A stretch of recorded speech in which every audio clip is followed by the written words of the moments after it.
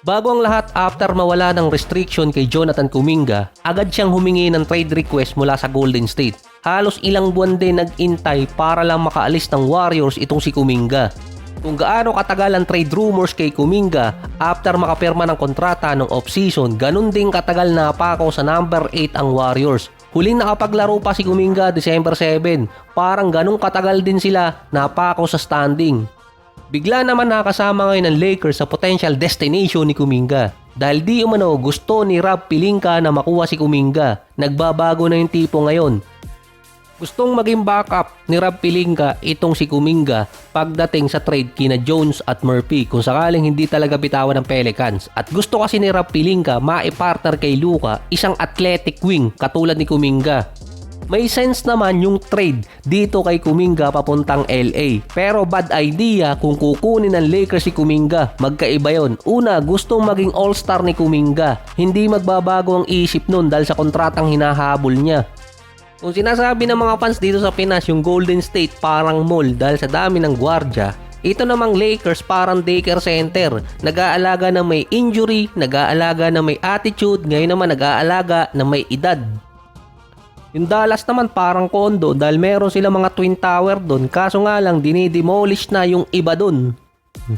Gustong mabawi ni Kuminga at ng agent niya yung kontratang hindi nila nakuha. Second, merong Austin Reeves at LeBron pa doon. Ang pinaka-importante, baka magkaroon ng kapatid si DeAndre Ayton kung hindi makukuha ni Kuminga yung role na gusto niya. Na yung isa tinatamad tapos yung isa naman nagdadabog. Si Steve Kerr at least sinusugarcoat niya kapag merong issue sa team niya. Si JJ Redick garapalan yun. Based pa sa The Athletics kung saan galing sina Sham, hindi makapag-intay ang Warriors na alisin na si Kuminga sa team dahil ayaw niyang maging role player at gusto niyang maging star player. Galing din yan kay Kuminga at sa mismong agent na dati na gustong maging all-star ni Kuminga na base naman sa agent bakit hindi binibuild ng Golden State si Kuminga bilang star player. Baka sabihin na naman sa comment section, hater ka lang ni Kuminga. So galing din yan sa mga report na yung mga teams ayaw din kunin si Kuminga dahil nga vocal na sinabi ng agent niya na kontrata yung habol. Tingnan nyo na lang si Trae Young habang nasa bench ng Wizards. Nangingintab yung mata ngayon eh. Hindi katulad nung nasa Atlanta Hawks pa siya. Parang dollar sign yung lumalabas sa mata. Hindi naman kasi sikreto na ang habol nilang dalawa yung kontrata at hindi maghahabol ng championship. Kung ilalagay nila sa LA si Kuminga, mataas ang media market nun at bago mag-retire si LeBron, baka masulyapan niya din tong si Kuminga at record yun kay LeBron. 2 player sa isang season.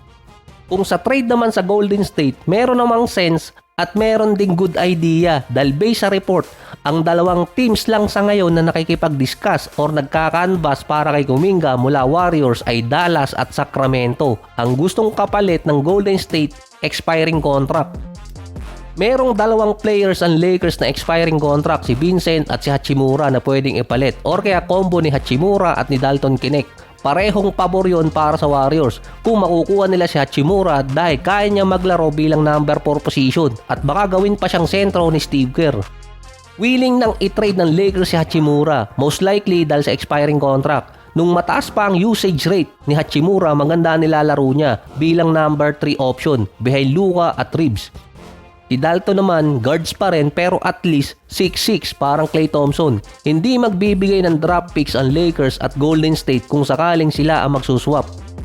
Hindi rin mababaon sa kontrata ang Golden State kung sakaling makuha nila si Rui, expiring contract na. Nasa rookie contract pa si Dalton at bagay din naman sa style na ginagamit ngayon ng Golden State dahil 3-point shooter siya. Baka dun pa siya magkaroon ng magandang minuto. Parang kumuha lang ang Golden State ng mas bata at mas matangkad na Buddy Hield. May sense yung trade ng Lakers at itong Golden State pero mas papabor sa long run sa Golden State kaysa Lakers dahil sa ugali ni Kuminga. Hindi naman kasi masama yung ugali ni Kuminga. Talagang may attitude lang at hindi rin makapag-intay ng position niya para sa kanyang team. Lalo na ngayon naghahabol yung LA. Pati siya naghahabol din ng contract. Kapag napunta siya ng Lakers, at least magiging role player siya at magiging fourth option kay LeBron, Luka at kay Austin Reeves. Based din sa report ni Sham at ni Anthony Slater, hindi na ulit nakipag-usap ang Golden State sa Brooklyn na mukhang hindi na sila interesado kay MPJ. Sa dami din ng assist ngayon ni MPJ, parang hindi na aabutin yung 2030. May nagbabadya pa naman sa Middle East.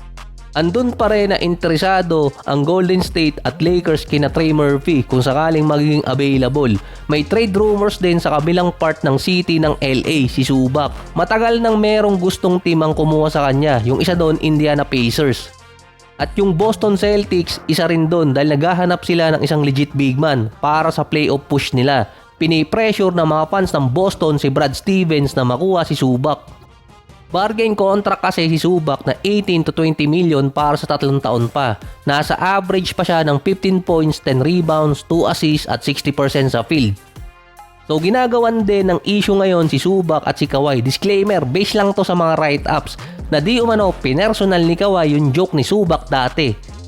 Sa isang podcast kasi tinanong si Zubac kung sinong player or teammate niya ang gusto niya makipagpalit ng lifestyle. Ang sinabi ni Zubac, kung si Kawhi ang pipiliin niya, hindi magiging madali dahil sa mga issue na nangyari sa kanya sa aspiration.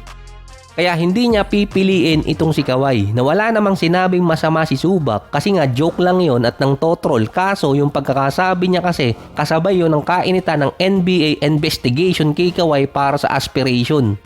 Doon di umano lumayo ang loob nitong si Kawhi kay Zubac. Dahil ang Clippers din sumama na sa Anthony Davis sweepstakes. Kaso problemado sila sa cap space at player na ipapalit para kay AD. Wala rin kasing masyadong draft picks na pwedeng ibigay ang Clippers papunta sa Dallas. At kapag nakuha pa nila si AD, lalagpas sila sa tax apron.